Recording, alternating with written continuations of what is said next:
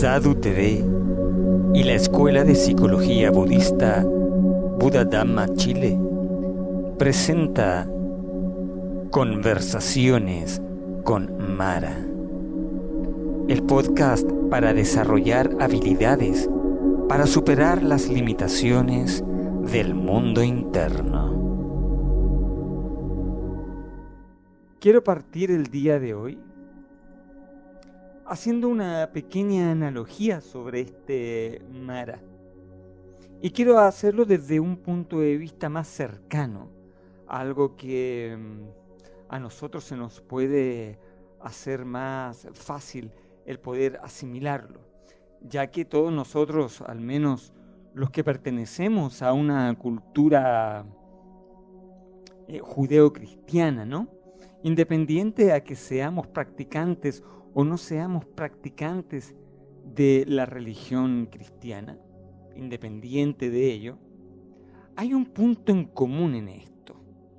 ¿Y dónde entra Mara en este juego o en esta analogía? Básicamente en que si nosotros revisamos la vida, por ejemplo, del Buda, cuando él se encuentra meditando debajo del árbol Bodhi, y en esos 40 días, él en esta meditación de introspección, lo que hace es ver la realidad de su propia existencia. Pero más allá de eso, desde un punto de vista bastante concreto, él se tiene que enfrentar a Mara, que son las fuerzas psicológicas de su propio ego, no es otra cosa, no es algo ajeno a él. Pero cuando nosotros revisamos la historia de este profeta occidental llamado, por ejemplo, Jesucristo, encontramos también un pasaje muy similar. Vamos a citarlo.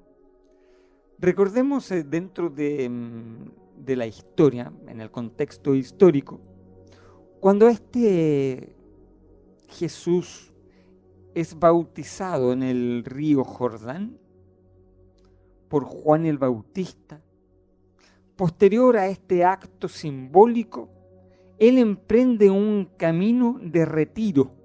Él hace un autorretiro en el desierto. Y en este autorretiro en el desierto, él se pone a meditar. Y en esta meditación, dicen los textos con el lenguaje apropiado a la cultura judaica, es que se encuentra con el diablo, se encuentra con este Satanás. Pero que básicamente, desde un punto de vista ya más concreto, entendiendo que a la larga también este ser es un ser más que nada mitológico, ¿cierto? Que no es más allá que una representación de las fuerzas egóticas, nuestros egos internos. Por lo tanto, lo que vendría siendo el ser mitológico quedaría simplemente para el mito. Nosotros lo observamos desde el ser psicológico. Pues bien, desde este punto de vista, entonces se le presenta a este Mara interno a Jesucristo y él tiene que trascenderlo y también lo trasciende en este autorretiro de 40 días. Ahora, hay una conexión directa, obviamente, entre este Jesucristo y este Buda, que trascienden este demonio interno en estos 40 días.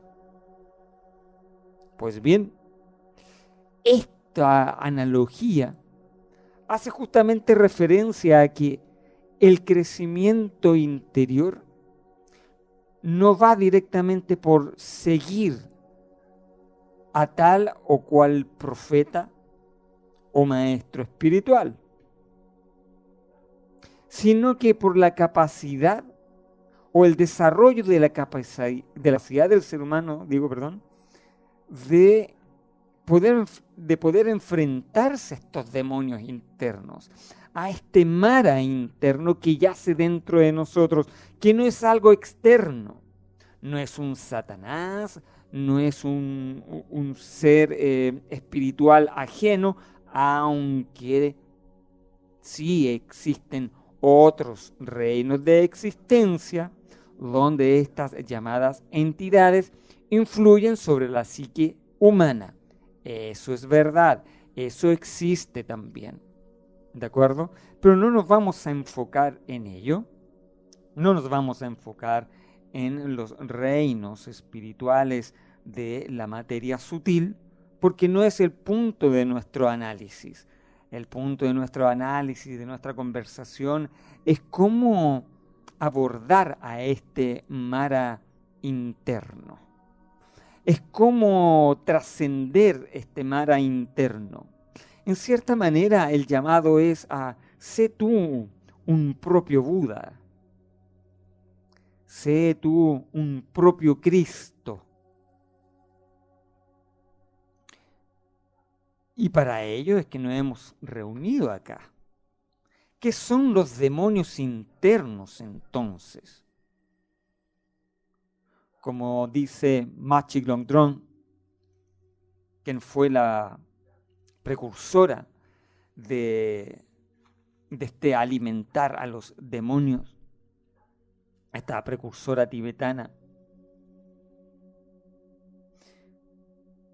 Ella dice, con una mente amorosa quiere más que a un niño, a los hostiles dioses o demonios de una existencia aparente y suavemente rodéate de ellos.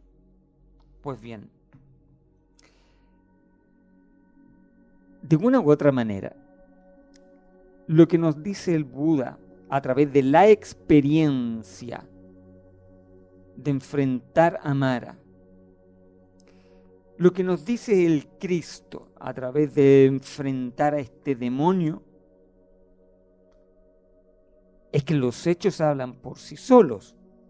Lo que nos está diciendo es, enfréntate a tus propios demonios, porque solamente enfrentándote a los propios demonios es que el ser humano evoluciona. Nosotros no evolucionamos por pertenencia a tal o cual religión o a tal o cual práctica espiritual. ¿Puedo practicar yoga, que es una disciplina espiritual? Claro que sí. ¿Puedo practicar el Tao, que es también una disciplina espiritual? Claro que sí. Pero mientras Mara no sea enfrentado, este va a estar condicionando nuestra existencia de forma subconsciente, a través de las emociones, que son simplemente reactividades psicológicas y biológicas basadas en experiencias aparentes. Experiencias aparentes, no reales. Por eso es que el sufrimiento en sí es una ilusión. Lo hemos conversado, por ejemplo, en los programas del conversatorios del Dhamma. Pues bien, entonces, ¿qué son nuestros demonios internos?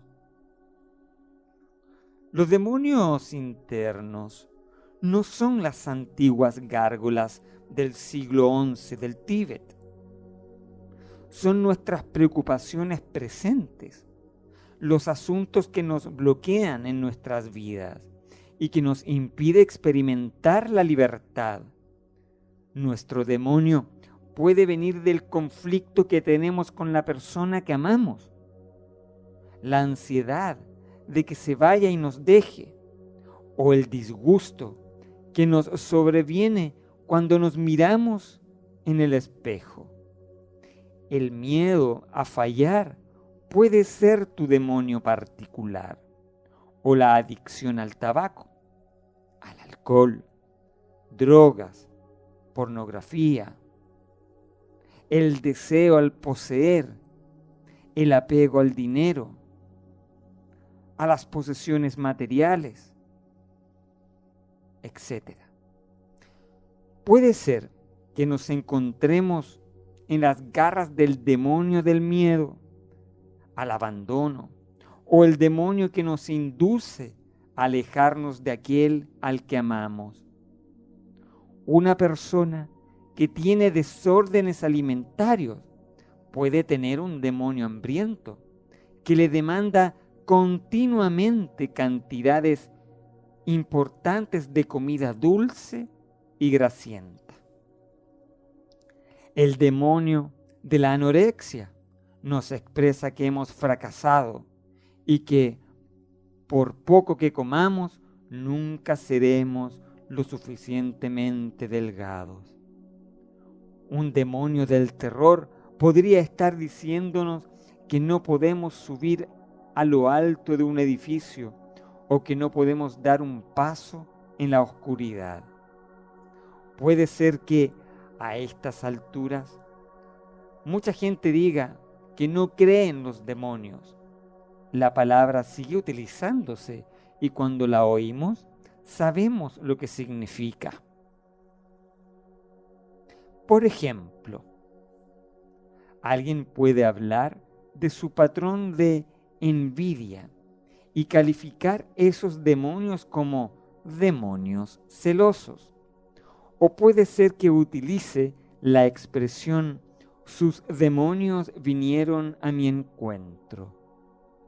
Es normal decir que alguien está luchando contra sus demonios o describir a los militares veteranos como batallando con los demonios del estrés postraumático. Los demonios son parte de la mente y como tales no pueden tener existencia independiente. Sin embargo, si nos relacionamos con ellos como si fuesen reales, si creemos en su existencia, preguntémosles, por ejemplo, a alguien que tenga estrés postraumático, adicciones o estrés a la ansiedad.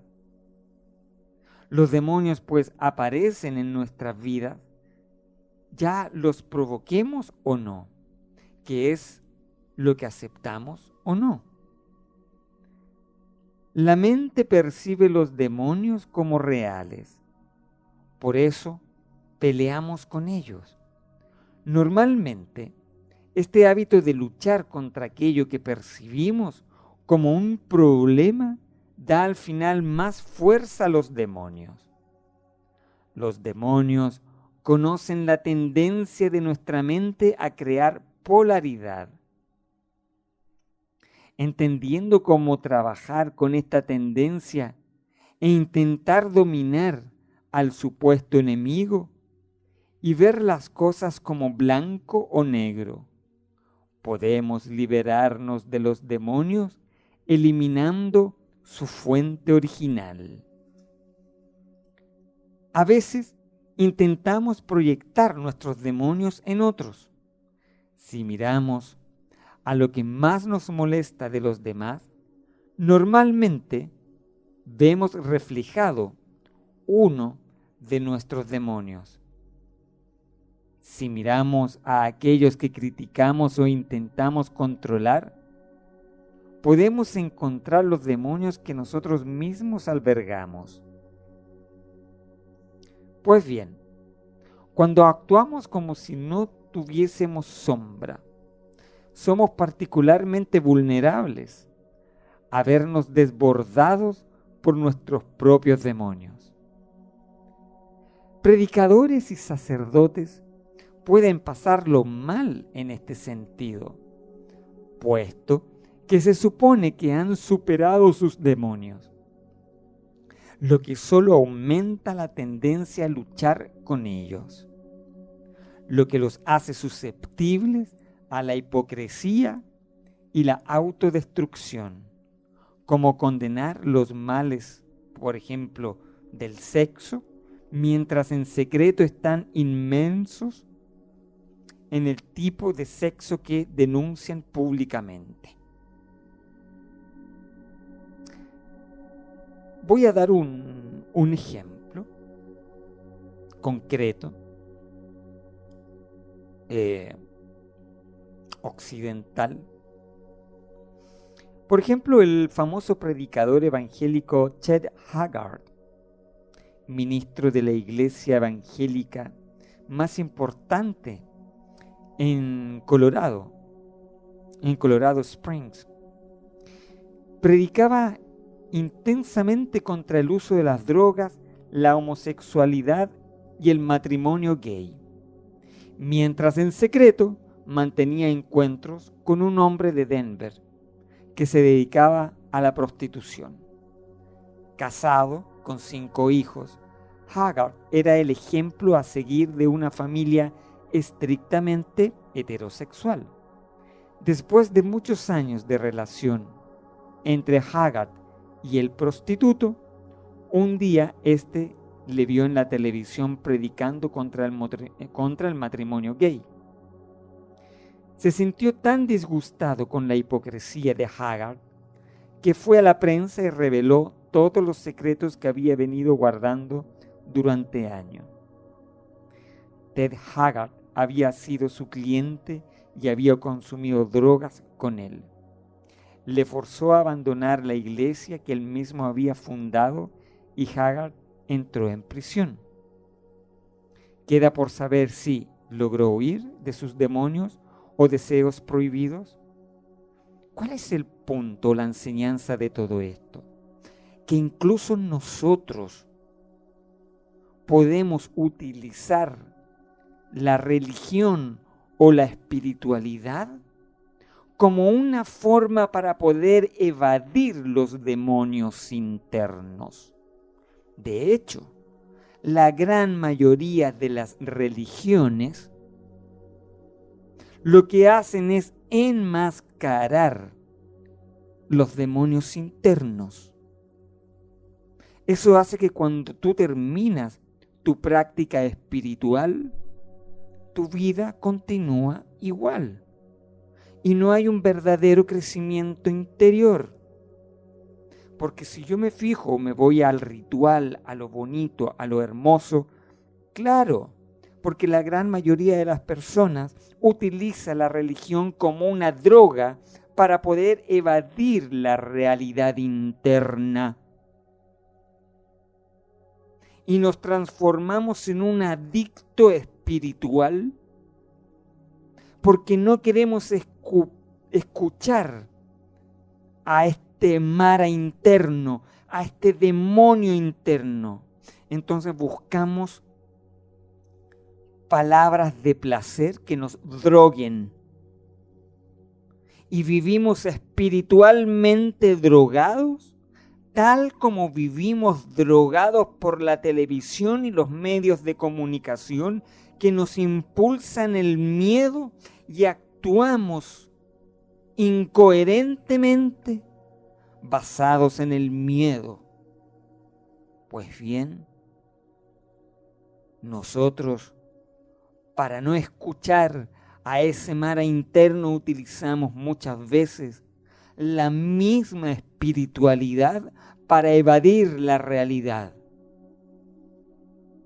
Entonces, de esta forma, nuestra práctica espiritual no es una práctica genuina, es una práctica falsa. Aquellas meditaciones, estas meditaciones guiadas que nos hacen sacar lo mejor de nosotros, está bien. Pero mientras Mara esté condicionándonos, yo voy a tener una lucha interna entre este Mara que se ejecuta conmigo a un nivel subconsciente y la transformación consciente que deseo realizar a través de tal o cual práctica espiritual.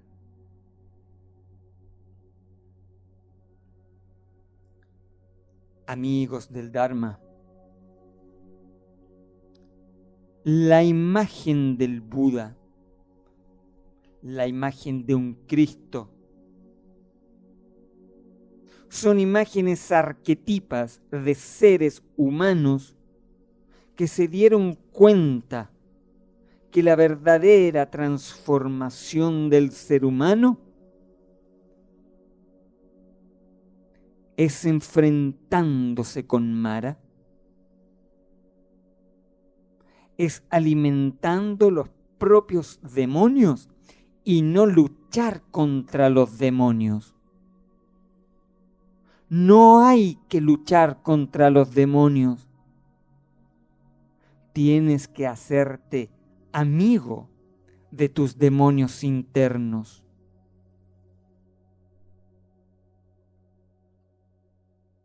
Ese es el camino. Cuando nos ponemos a alimentar nuestros demonios internos, estamos integrando lo reprimido y descubriendo aquellas partes ocultas de nuestro ser. Cuando Jung tuvo una crisis personal, comprendió que si personificaba partes reprimidas de sí mismo, podía aliviarlas, podía aliviar su propia prisión interna. Después de imaginar y convocar estos aspectos encarnados de sí mismo, les hacía preguntas. A menudo conseguía personalizarlas en formas de imagen. Y parece ser que los obstáculos mentales desaparecían. De igual manera, cuando tú alimentas tus demonios, estás personificando partes ocultas de ti mismo, interactuando con ellas e integrándolas, dándoles aquello que necesitan y en ese sentido las estás liberando. Es como un niño necesitado que está clamando ser escuchado. Pues bien, por ejemplo, en el budismo Vajrayana, la meditación arquetípica con estas deidades tántricas, la palabra lo dice, arquetípico, significa que son cualidades de la misma mente. Por eso encontramos deidades iracundas y también deidades compasivas que evocan o reflejan ciertos estados mentales que el ser humano tiene por sí mismo. No es algo externo, es algo tuyo. Y cuando se realizan estas prácticas a través de los sadhanas o a través de estas puyas, tú conectas directamente con esas cualidades. Puedes conectar directamente también con estos maras internos. Verás entonces que ahí también hay un potencial muy grande, muy grande a trabajar. ¿Son los demonios siempre obstáculos? Los demonios tienen mucho que ofrecernos. De alguna manera, el demonio actúa como un despertador. Cuando sufrimos un ataque de angustia, ansiedad, estrés, en lugar de verlo como algo a reprimir, luchar en contra o avergonzarnos, lo podemos considerar como un demonio que pide atención. Esa es la forma. Ahora, este demonio, a veces nosotros pensamos que los demonios son displacenteros y no necesariamente. Los demonios son también placenteros.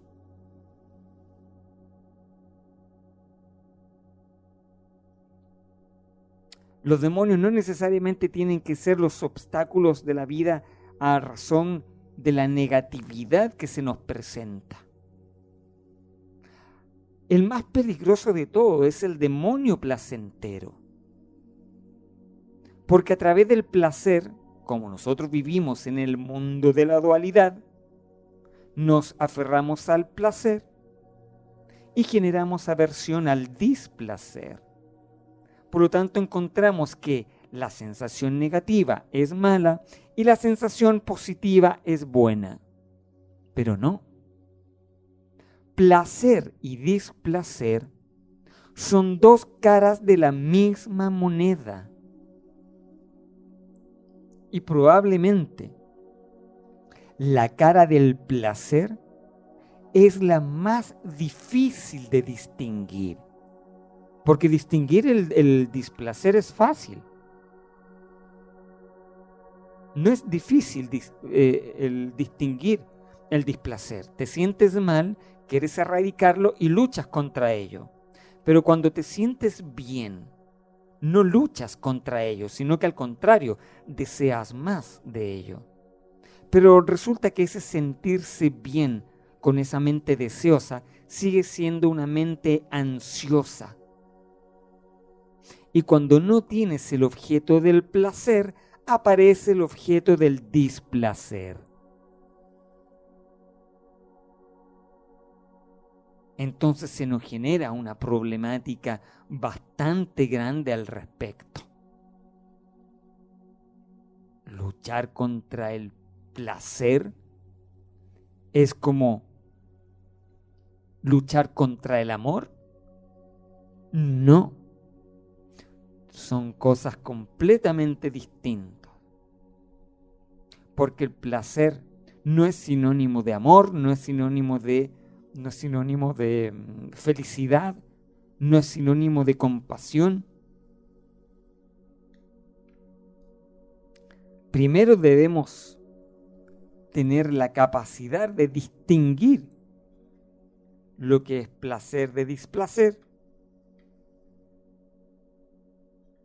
y lo que son los nobles sentimientos que nacen de una mente pacífica.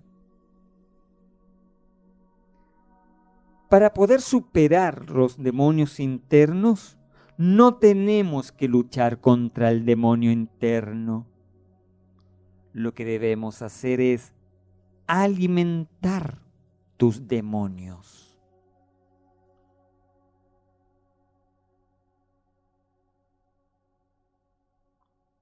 Hago la siguiente cita.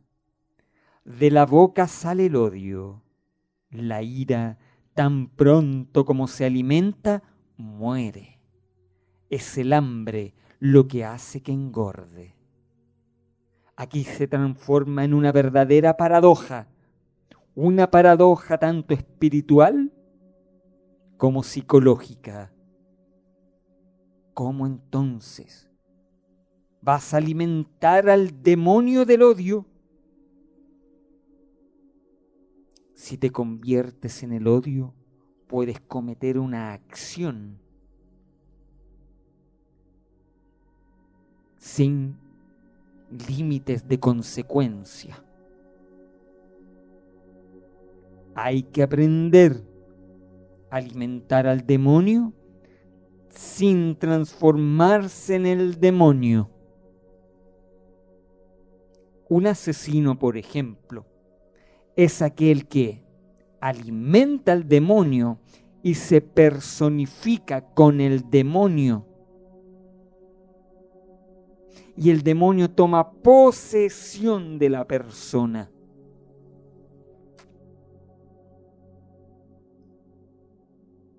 El alimentar el demonio es un proceso de alimentación no personalizado, no personificado, de manera tal que no te conviertas en el demonio, pero debemos invocarlo.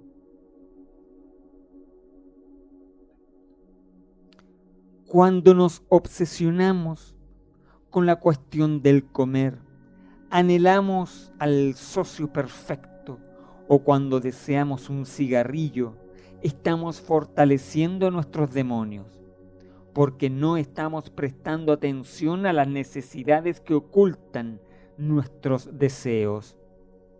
Cuando realmente prestamos atención e identificamos la profunda llamada que hay detrás del deseo, podemos aprender a alimentar a las necesidades reales del demonio y no solo a consentirlo o luchar con él. ¿Se entiende? Esa es la idea. Si alimentas a tu hija con un DVD, cuando ella lo que en realidad necesita es amor, no estará nunca satisfecha. Si ignoras a tu hija o luchas contra ella se volverá más y más tenaz en busca de tu atención y afecto. Tu impaciente atención no la satisfacerá. Si prestamos atención a un niño exigente y le damos lo que necesita, no lo que quiere, puede relajarse y serenarse, parando y descubriendo qué es lo que ella realmente necesita. Estás en algún sentido prestándole tu atención. El modo de cambiar las cosas es considerar lo que hay en el fondo, mediante el método de alimentar nuestros demonios. Lo que estamos haciendo es ver qué es lo que quieren de verdad. Si podemos desenmascarar la necesidad fundamental y separarla del deseo, normalmente aparecen el amor, la compasión y la aceptación. Quizás en un momento dado parezca que queramos un helado, pero en realidad lo que queremos es amor. Cuando paremos de menospreciar a los demonios, lanzándoles un hueso, y por el contrario, le prestemos atención y le ofrezcamos nuestra presencia auténtica, se esfuma la boca de la que sale el odio. Cuando bebes otra copa de vino, en lugar de prestar atención a tu depresión, esta no va a desaparecer, sino que de hecho se hará más fuerte. La depresión te agota porque se está alimentando de ti, desatendida, mientras estás intentando alejarte de ella. Es como tener una sanguijuela chupándote la sangre sin que lo sepas. Todos los demonios internos son sanguijuelas que te están chupando la vida y no te estás dando cuenta.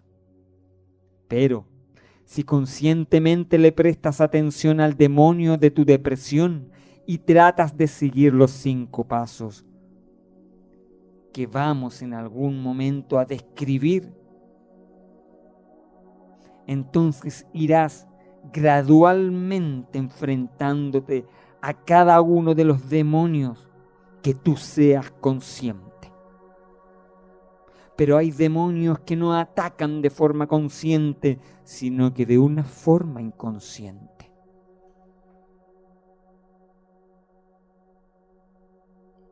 ¿Qué es lo que podemos hacer cuando un demonio ataca de forma inconsciente y no se nos revela a la luz del consciente su contenido? La meditación de introspección vipassana será el mejor compañero. Sin lugar a duda, en este caso, cuando no se nos revela el consciente y el inconsciente es el demonio que a través de sensaciones corpóreas nos acecha, la introspección será el mejor camino. Pues bien, debemos empezar a fijar las etapas para poder aprender a no luchar contra el enemigo, a no luchar contra el demonio, sino que hacernos amigos del demonio, de tus propios demonios, entendiendo que no es un demonio externo, sino que es algo directamente interno, es algo tuyo. Debemos fijar las etapas. Alimentar a los demonios no te va a tomar más de media hora al día. Es un proceso corto, pero debe ser progresivo en el tiempo y constante. Media hora una vez a lo lejos es como una raya en el agua, porque el demonio te está acechando todo el día. Si bien es cierto, tú trabajas media hora al día, pero todos los días tienes que estar ahí, de manera tal que el demonio no se te esconda en las capas profundas del inconsciente, sino que pueda ser revelado en el consciente cada vez que realices el ejercicio.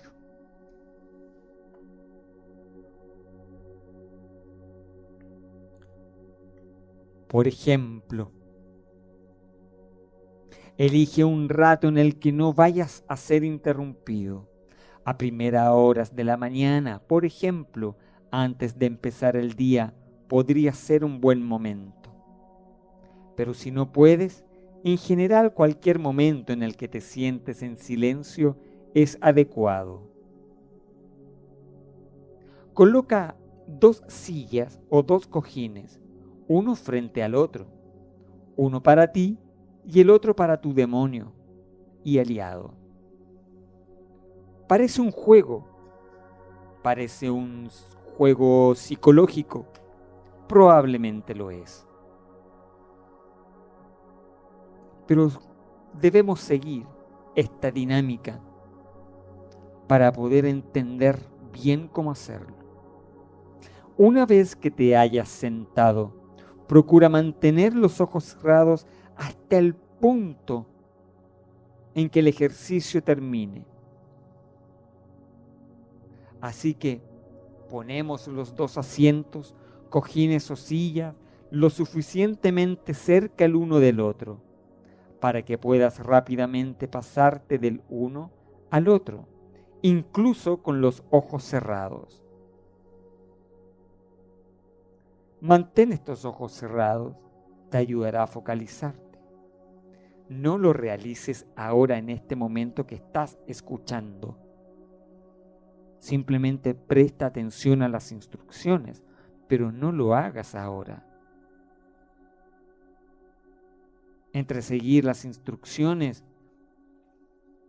entre prestar atención a esta transmisión, no podrás evocar al demonio necesariamente a la profundidad que debe ser invocado, porque no es un ejercicio intelectual. Pues bien, hasta que no sepas hacer el proceso de memoria, bien, es necesario entenderlo y repasarlo muchas, pero muchas veces. Sugiero escribir en un diario el progreso de tus trabajos. Cada vez que escuches las conversaciones con Mara, en cada uno de los capítulos, anda tomando nota sobre todo esto. Lo mejor sería hacer un diario de tus demonios, pero si simplemente quieres ir anotando en una libreta los diferentes progresos con los demonios, está bien. Si no tienes una habitación, pon simplemente un par de cojines uno frente al otro en un rincón de tu casa, con tu diario de los demonios a la derecha y cerca de los cojines lista para la siguiente meditación. Debemos partir primero realizando respiraciones relajantes. Respiraciones profundas o pranayamas pueden ayudar mucho en este proceso. En este momento quédate sentado en la silla o los cojines directamente uno frente al otro. Tú cierras los ojos.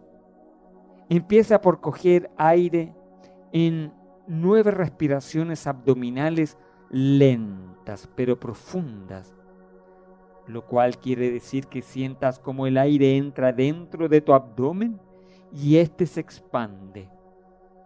Pon las manos sobre el estómago y siente cómo se llena y se vacía. Esto garantiza que tu respiración sea profunda, lo cual ayudará a la relajación. Es importante que logres estar relajada. Cuando inhales durante las primeras 3 respiraciones, simplemente imagina el aire viajando y disolviendo cualquier tensión física. Cómo penetra en tu cuerpo y cómo las tensiones empiezan a eliminarse. Todo lo que la conciencia toma contacto a nivel corpóreo, el cuerpo tiende naturalmente a la relajación. La mente tensa, la mente enferma. Cuando inhales en las siguientes 3 respiraciones, imagina cómo el aire viaja a cualquier lugar de tu cuerpo. Donde sientas que existe alguna tensión, alguna tensión emocional, e imagina que estás exhalando todas estas tensiones del cuerpo. Durante las últimas 3 respiraciones, inhala la parte de tu cuerpo donde existe la tensión mental. No importa qué parte del cuerpo está tensa. Cualquier parte del cuerpo tenso es tensión mental, porque el cuerpo es mente inconsciente. Estas tensiones mentales como pensamientos recurrentes, miedos reiterados, etc. Respira en ese lugar de tu cuerpo donde tienes toda la tensión emocional y libéralo con una exhalación. Luego debemos generar la motivación. Después de estas respiraciones relajantes, puedes empezar a sentirte plenamente presente. Tómate un momento para relajarte y focalizarte en tu motivación para realizar esta práctica. Te sugiero que lo hagas por el beneficio de todos los seres, de manera tal que no se transforme en una práctica egótica, generando una profunda conexión, deseando verte libre, tú y todos los seres, de cualquier forma de sufrimiento. De esta forma también estamos generando bodhicitta. Esta motivación es importante y cambia el foco de las necesidades del ego a la compasión, dirigiendo tus acciones donde ya no haya un puro interés personal, sino colectivo. Generar la motivación apropiada antes de hacer nada más es muy importante. El gran maestro tibetano del siglo XIX, Patrul Rinpoche, dijo al respecto: ¿qué es lo que hace a una acción buena o mala? No es su apariencia, ni su tamaño grande o pequeño, sino la buena o mala motivación que hay detrás. Cuando dejamos de estar atrapados en nuestros demonios, podemos ayudar a otros a ayudarnos a nosotros mismos de una manera más eficaz. Intenta sentir una motivación positiva en tu corazón antes de iniciar esta práctica y piensa que esto que estás haciendo no es simplemente para ti, sino que también beneficiará al mundo entero. Esto se conoce en el budismo como el establecimiento de una intención altruista y otorga un enorme poder a tu práctica, es decir, la bodhicitta.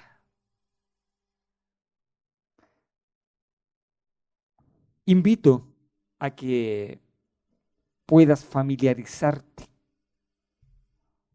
con esta práctica inductiva de relajación. Porque para poder enfrentarte a Mara, para poder conversar con Mara, debes procurar que la tranquilidad de tu mente quede bien sostenida, porque Mara va a atacar con todas las armas en las cuales te ha atacado. Te va a atacar con la ira, te va a atacar con el miedo. Y el miedo es como tratar de atrapar el agua entre las manos. Se escurre entre los dedos. Se hace difícil identificarla. Y por regla natural tendemos a evadirla, ya que el miedo obedece a las áreas más primitivas del cerebro. Entonces se tiende a actuar de forma reptiliana. Pero nosotros vamos a enfrentarnos al miedo, no desde las áreas primitivas, sino que nos vamos a conectar con las áreas más evolucionadas, que es la conciencia. Por eso es que mientras más conscientes somos, hemos trascendido nuestra faceta reptil y nos transformamos en seres completamente evolucionados. La evolución de las especies a través de los siglos ha ido desde este cerebro reptiliano a la complejidad emocional del cerebro límbico. Luego, al uso de esta neocorteza, que no utilizamos en su totalidad, sino que en una parcialidad diminuta, porque las áreas primitivas del cerebro límbico siguen condicionando al ser humano. Pero esta práctica la hacemos directamente desde el uso de la conciencia, que es el área más elevada. Por eso que estos simples ejercicios de respiración conectan con la conciencia. Y desde ahí va usted a aprender a conversar con sus demonios internos, a conversar con Mara. Va a alimentarlos, va a darles de comer a los demonios, no a luchar contra ellos. Les va a dar de comer, tal como lo hizo el Buda, tal como lo hizo el Cristo, tal como lo han hecho muchos que entendieron que la evolución espiritual se realiza única y exclusivamente alimentando a los demonios internos, integrando los demonios internos. Es un proceso de integración donde nunca más vas a tener que luchar contra ellos.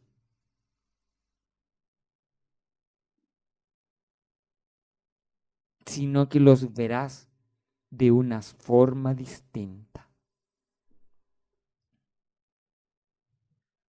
Amigos del Dharma, estamos ya llegando al final de nuestra transmisión del día de hoy, en este segundo capítulo de Conversaciones con Mara.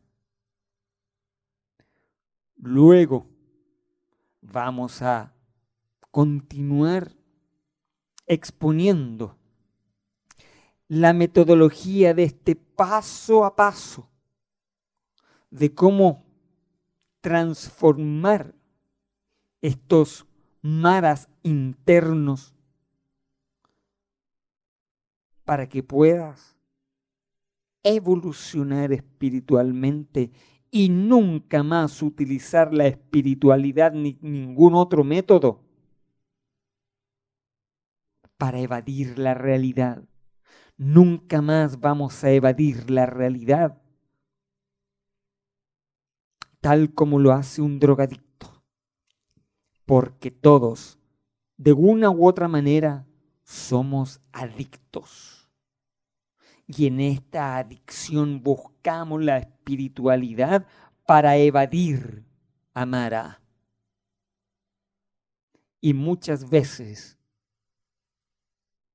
en este camino nos quedamos atrapados en los placeres de los sentidos, creyendo que el placer es la solución para callar a Mara. Y no, porque Mara también te entrega sensaciones placenteras. Recordar que el placer y el displacer son dos caras de la misma moneda, y logras entenderlo cabalmente cuando la paz interior yace en vuestro corazón, porque te das cuenta que el placer y el displacer son igualmente demonios.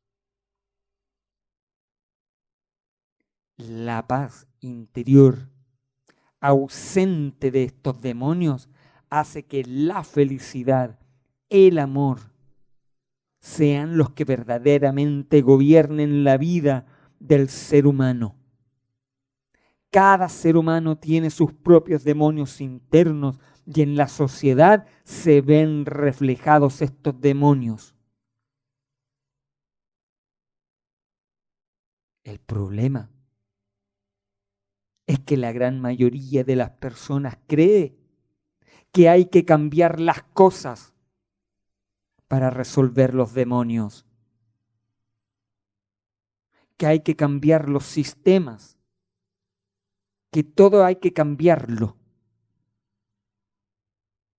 Y es más de lo mismo, porque la historia de la humanidad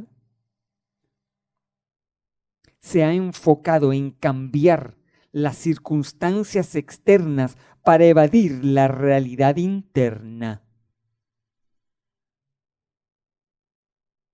Acá tenemos verdaderamente una joya en nuestra evolución espiritual y nunca más abordaremos la espiritualidad desde la evasión, sino que desde la responsabilidad. Agradezco vuestra sintonía, agradezco haber estado ahí al otro lado escuchando estas palabras y nos vamos a estar viendo dentro de poco en una nueva transmisión. Que tengas una feliz semana en paz, muchas bendiciones y nos vemos luego. Sadhu TV y la Escuela de Psicología Budista Buddha Dhamma Chile presentó Conversaciones con Mara. La próxima semana, un nuevo episodio con esta valiosa estrategia de sanación interna.